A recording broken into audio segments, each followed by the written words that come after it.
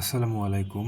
আজ মঙ্গলবার 24 ফেব্রুয়ারি 2026 দৈনিক প্রথম আলো আমাদের সামনে রয়েছে। আমরা এখান থেকে কয়েকটি বিষয় নিয়ে আলোচনা করার চেষ্টা করব, যেগুলো প্রতিযোগিতাপূর্ণ পরীক্ষায় আসার মতো। দেখেন, আজকে একটি শিরোনাম দেখলাম যে সময় মেনে উপস্থিতি স্বাভাবিক ছন্দে সচিবালয়। এটা অবশ্যই পজিটিভ বিষয়, কিন্তু আমার আলোচনা বিষয়টা অন্য জায়গায়। এই যে সচিবালয় কথাটা এখানে আছে, আমাদের একটু বলার দরকার যে বাংলাদেশে কতগুলো সচিবালয় আছে এবং সর্বশেষ কোনটা হয়েছে। দেখেন, মূলত যে সচিবালয়ের কথা এটা বলা হয়েছে সেটা হচ্ছে যে বাংলাদেশ সচিবালয়। এটা আপনার এই গুলিস্তান এলাকাতে অবস্থিত আর কি। তো প্রশাসনের মূল কেন্দ্র হচ্ছে যে বাংলাদেশ সচিবালয়, কিন্তু সচিবালয় কিন্তু আরও আছে। সব মিলে 5টা সচিবালয় আছে।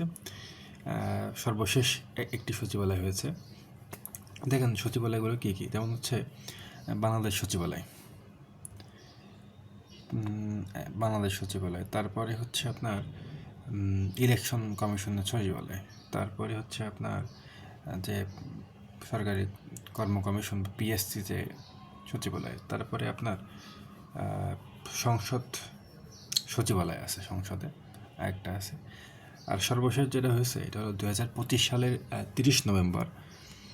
2025 সালের হচ্ছে আপনার 30 নভেম্বর এই দিন যেটা হচ্ছে যে সুপ্রিম কোর্ট সচিবালয় অধ্যাদেশ জারি করা হয়।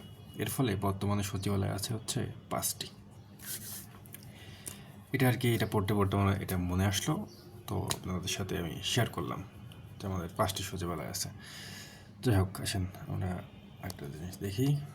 দেখেন, রাষ্ট্রপতি 12 মার্চ সংসদ অধিবেশন ডেকেছেন। নিয়ম অনুযায়ী তিনি দেখেছেন। আমরা এখান থেকে একটু সংবিধান দেখতে পারি। দেখেন, এখানে বলা আছে যে আগামী 12 মার্চ ত্রয়োদশ জাতীয় সংসদের প্রথম অধিবেশন আহ্বান করেছেন রাষ্ট্রপতি মোহাম্মদ শাহাবুদ্দিন।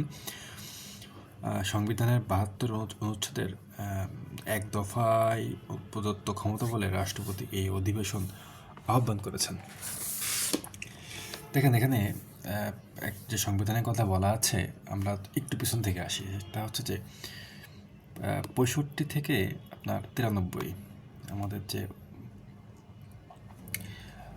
65 থেকে 93 যে আমাদের সংবিধানের যে অনুচ্ছেদ আছে আর কি, এইটা হচ্ছে পঞ্চম ভাগে অবস্থিত এবং এটা হচ্ছে আইন বিভাগ বা লেজিসলেচার। তো এই আইন বিভাগের প্রধান হচ্ছেন স্পিকার। আর এর মধ্যে যে আপনার 72 নম্বর যে ধারাটা আছে, সেই ধারাটা আপনার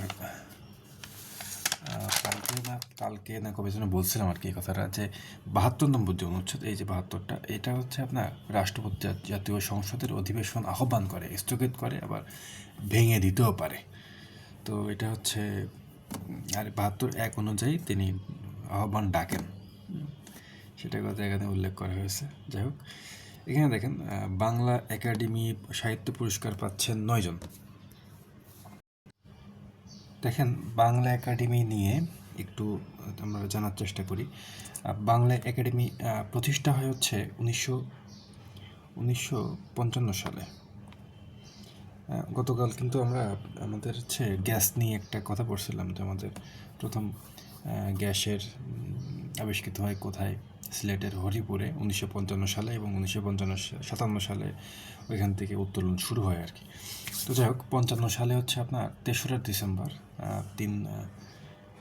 3 ডিসেম্বর এটা হচ্ছে আপনার রমনা এলাকায় বর্ধমান হাউসে এটা প্রতিষ্ঠিত হয়।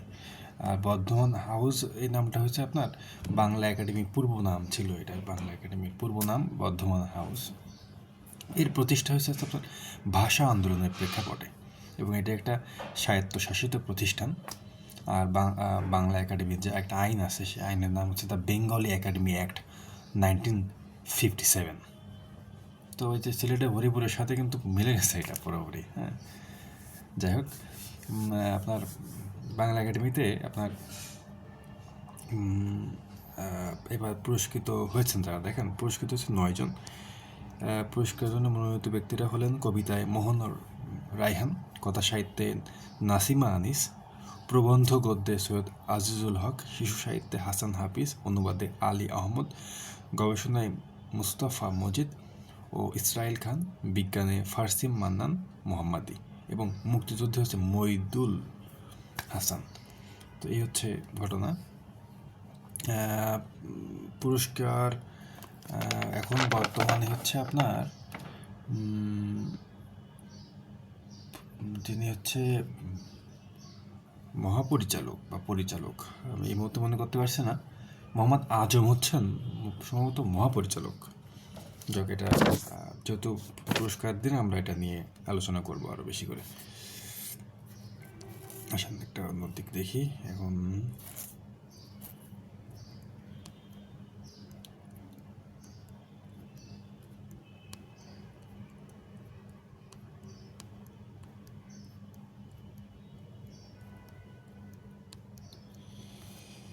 দেখেন, রাশিয়া ইউক্রেন যে যুদ্ধ তার কিন্তু 4 বছর পূর্তি। আজ হচ্ছে আপনার 2026 সালের 24 ফেব্রুয়ারি, এবং 2022 সালের যে আপনার 24 ফেব্রুয়ারি এই দিন কিন্তু হয়েছিল, রাশিয়া ইউক্রেন যুদ্ধ শুরু হয়েছিল। এখন কি হচ্ছে, বিবিসি বলছে যে প্রভাব টের পাচ্ছে রাশিয়া। দেখে কী বলছে দেখেন, রাশিয়ার প্রভাবটা কিসে, প্রভাবটা দেখি আমরা। হ্যাঁ, দেখেন এইখানে আজ ইউক্রেন যুদ্ধের 4 বছর পূর্তিতে এসেও যুদ্ধ এখন অব্যাহত। এই যুদ্ধ নাৎসি জার্মানির বিরুদ্ধে তৎকালীন সোভিয়েত ইউনিয়নের যুদ্ধের চেয়েও দীর্ঘস্থায়ী হয়েছে।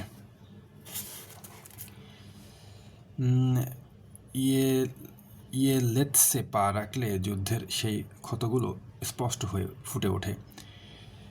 ইয়েলেৎসের একটি 9তলা ভবনের একপাশে বিশাল এক দেয়ালচিত্র, সেখানে ফুটে উঠেছে 5 জন রুশ সেনার মুখ। তারা সবাই স্থানীয় বাসিন্দা, যারা ইউক্রেন যুদ্ধে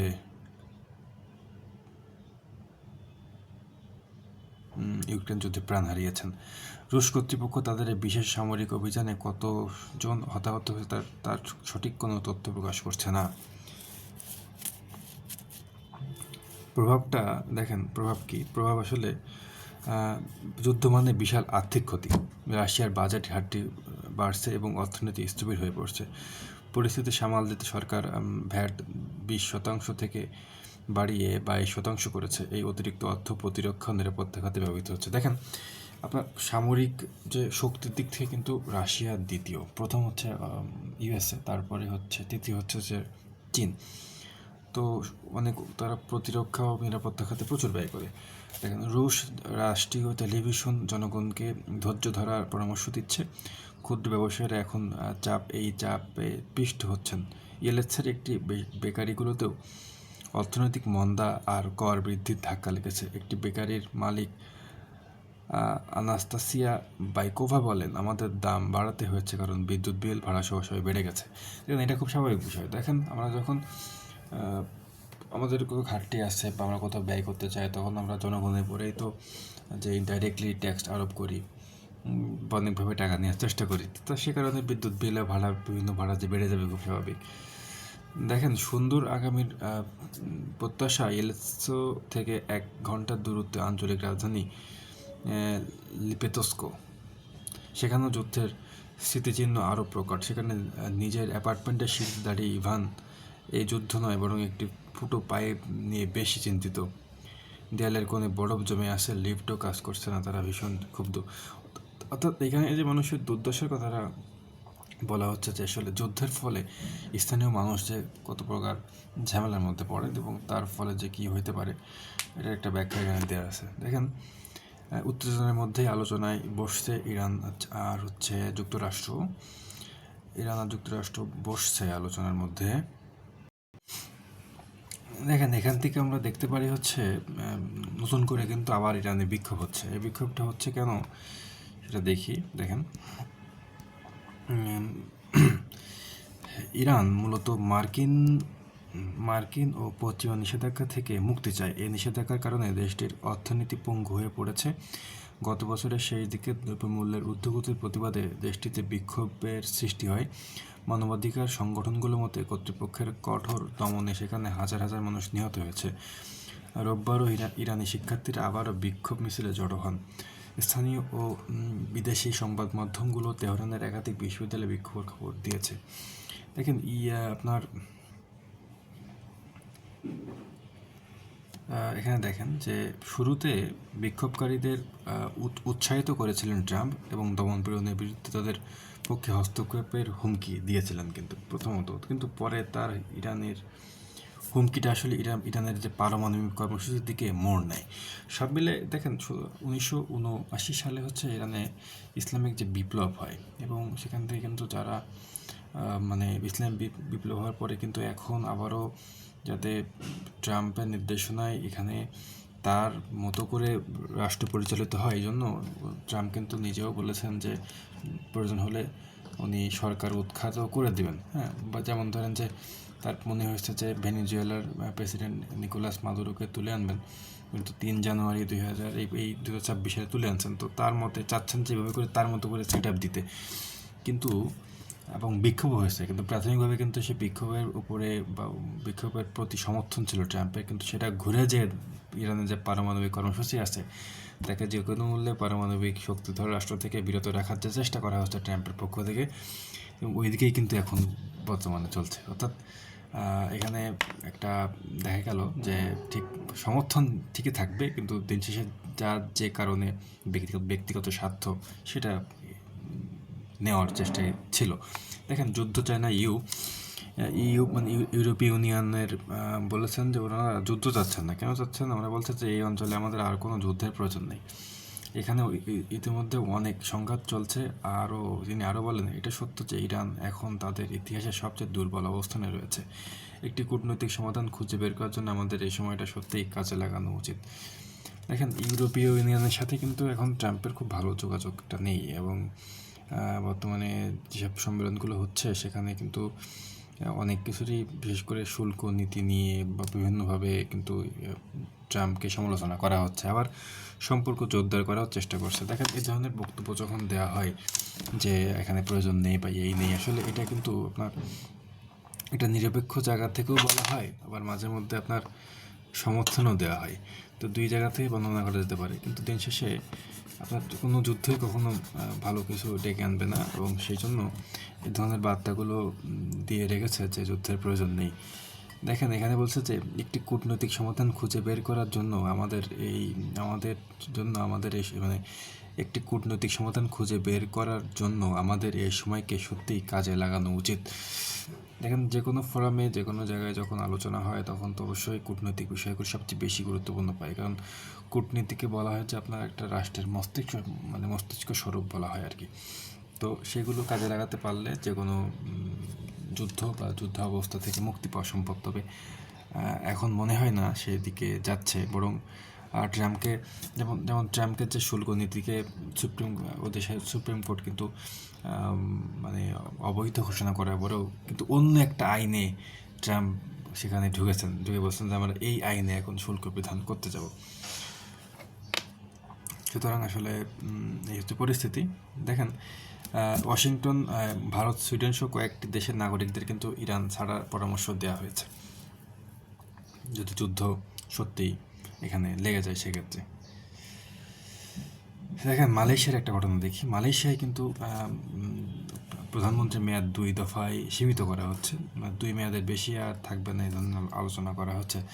দেখেন, কেন করা হচ্ছে? জবাবদিহি বৃদ্ধি এবং নির্বাহী ক্ষমতার অতিরিক্ত ব্যবহার রোধ করার জন্য লক্ষ্যে মালয়েশিয়ার প্রধানমন্ত্রীর মেয়াদ সর্বোচ্চ 2 মেয়াদে সীমাবদ্ধ রাখার প্রস্তাব করা হচ্ছে সংসদে।